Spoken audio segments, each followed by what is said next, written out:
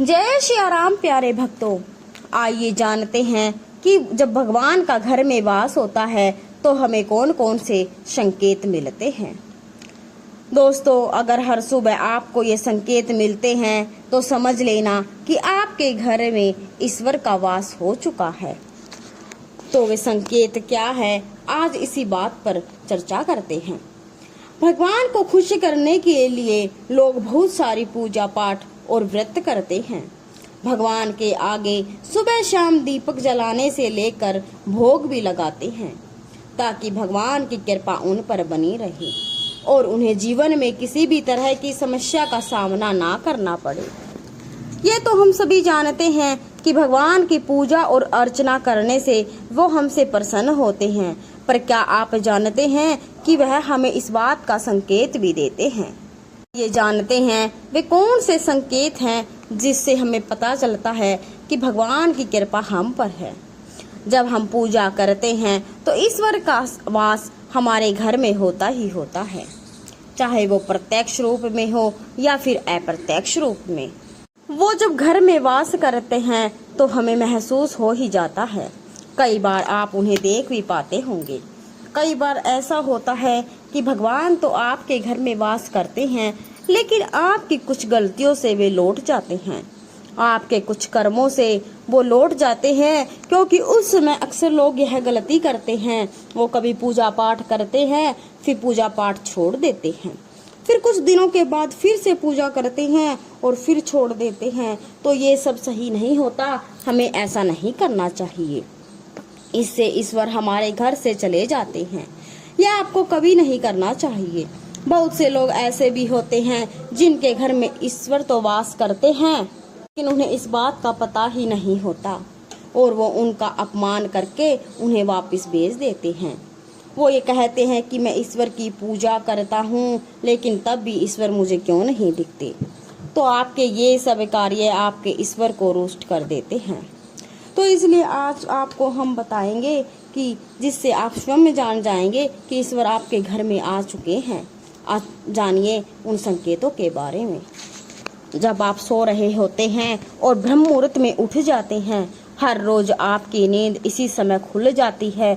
साथ ही यदि ब्रह्म मुहूर्त में कोई ऐसा सपना दिखाई देता है, जैसे कि मंदिर में आप पूजा कर रहे हैं, मंत्रों का जाप कर रहे हैं, तो ब्रह्म मुहूर्त में देखे गए ऐसे सपने भी इस बात का संकेत होते हैं कि ईश्वर आपके घर में ही हैं।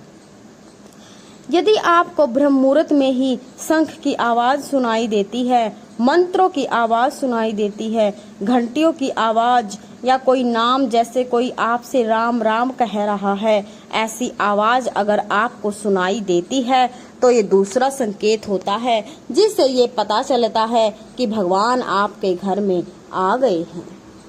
जब आप सुबह सुबह नहा धोकर तैयार होते हैं तब आपको एक अलग सी सुगंध आती है। ये एक अजीब सी सुगंध होती है जो आपके घर में किसी को नहीं आती, केवल आपको महसूस होती है। ये ना तो किसी इत्र की सुगंध होती है, ना ही अन्य किसी अगरबत्ती या अन्य किसी चीज की, बस आपको ये अजीब सी महक आती है। ये सुगंध आपके मंदिर घर से ही आती है। अब तो घर में जिस जगह होगा वही आपको यह महक आती है, और जितना आप अपने घर के मंदिर के पास जाते हैं उतनी आपको यह महक ज्यादा आती है। तो दोस्तों, ये महक देवी देवताओं की होती है, जिससे आपको पता चलता है कि ईश्वर आपके घर में वास कर चुके हैं। अब जो नकारात्मक ऊर्जा होती है, जब इनका घर में आगमन होता है तो आपके घर के भीतर दुर्गंध आने लगती है, लेकिन जब ईश्वर का वास होता है, सकारात्मक ऊर्जा का प्रवेश होता है, तो आपके घर से सुगंध आने लगती है। ये महक बहुत ही अच्छी होती है, बहुत प्यारी होती है, मीठी सी होती है, जो आपका मन पूरी तरह से मोह लेती है। अगर यह महक आती है तो जान लीजिए आपके घर में भगवान का वास हो चुका है। जब भी आप पूजा करने जाते हैं तब उसी समय यदि कोई जीव यानी कुत्ता, बिल्ली, गाय या फिर अन्य कोई भी व्यक्ति भिक्षु आपके द्वार पर आता है और ये आपके साथ हफ्ते में 3-4 बार लगातार हो रहा है कि आपके पूजा करते समय में ही वो आ जाते हैं, तो इसका मतलब है कि ईश्वर आपके घर में दस्तक दे रहे हैं। उनका आगमन हो रहा है, क्योंकि जो गाय होती है वो भी माता का स्वरूप होती है। कुत्ता भी भैरव बाबा का प्रतीक माना जाता है, या फिर कोई याचक आता है तो भी वो ईश्वर के किसी न किसी रूप में आ रहा है। तो हमें कभी भी उन्हें भगाना नहीं चाहिए, बल्कि उन्हें संतुष्ट करना चाहिए, अर्थात उन्हें भोजन करवाना चाहिए, उन्हें मान सम्मान देना चाहिए। पैसे का या अन्य किसी चीज का दान अलग बात है, लेकिन सबसे बड़ा दान भोजन का, पानी का माना जाता है। अगर आपको रात में नींद के दौरान बार बार सपने आते हैं और सपनों में मंदिर, भगवान की मूर्ति या फोटो दिखाई देती हैं, तो इसका मतलब है कि आप भगवान की कृपा बनी हुई है। कई बार ऐसा होता है कि आप किसी भी चीज को लेने के लिए आगे बढ़ते हैं, लेकिन लेते वक्त आपके मन में उसे लेकर कुछ संशय आ जाता है। सब कुछ ठीक होने के बाद भी कुछ ऐसा होता है कि हमें उस फैसले को लेने से मन रोकता है। इसका मतलब यह माना जाता है कि आपके साथ किसी देवीय शक्ति का आशीर्वाद है। जिन लोगों पर भगवान की कृपा होती है, वह अमीर हो या गरीब, उन्हें हर जगह सम्मान मिलता है। अगर किसी को कम मेहनत करने पर भी सफलता हासिल होती है, तो यह भगवान की कृपा की निशानी है। भगवान उन्हें हर परेशानियों से बचा लेते हैं। जिन लोगों से भगवान खुश रहते हैं, वह हर परिस्थिति में खुश रहते हैं। उनके जीवन में भले ही कितने दुख क्यों न हो, वे हमेशा खुश ही रहते हैं। उन्हें कभी भी किसी भी परेशानियों से डर नहीं लगता। वह हर मुसीबत को आसानी से पार कर लेते हैं। उल्लू दिखना हिंदू धर्म में बहुत ही शुभ होता है। उल्लू को माता लक्ष्मी का वाहन माना जाता है। लिहाजा यदि आपको कहीं उल्लू दिखाई दे, तो यह एक बेहद ही शुभ संकेत माना जाता है। किसी जगह अचानक उल्लू दिख जाए तो समझ लीजिए कि जल्द ही माँ लक्ष्मी आपके घर पर पधारने वाली हैं। माँ लक्ष्मी जिस घर में भी आती है, उस घर के लोगों के खान पान की आदतें बदलने लगती हैं। कहा जाता है कि ऐसे घरों में लोगों को भूख कम लगती है। खास बात यह है कि ऐसे लोगों को कम खाना भी पर्याप्त लगने लगता है। इसके अलावा ऐसे घरों के लोग नशा और मांसाहार से भी दूरी बनाने लगते हैं। धन की देवी माँ लक्ष्मी को साफ सफाई बहुत पसंद है। जिन घरों में साफ सफाई होती है, माता लक्ष्मी उसी घर में वास करती है। इसके अलावा माँ लक्ष्मी को सफाई में इस्तेमाल होने वाली झाड़ू भी बहुत प्रिय है। कहा जाता है कि सुबह के समय कहीं जाते हुए यदि आपको कोई घर के बाहर झाड़ू लगाता हुआ दिख जाए, तो ये बहुत ही शुभ संकेत होता है। हिंदू धर्म में शंख की आवाज को भी बहुत ही शुभ और अहम स्थान दिया गया है। इतना ही नहीं, शंख की आवाज भी काफी शुभ मानी जाती है। इसलिए किसी भी अवसर पर होने वाली पूजा पाठ में शंख बजाया जाता है।